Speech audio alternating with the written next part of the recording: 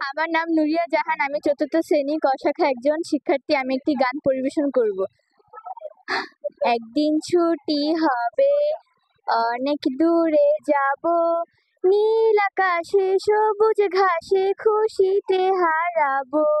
একদিন ছুটি হবে, অনেক দূরে যাব, নীল আকাশে সবুজ ঘাসে খুশিতে হারাবো। যেখানে থাকিবে না কোনো শাসন, থাকিবে না নিয়মের কোনো বাঁধন, ও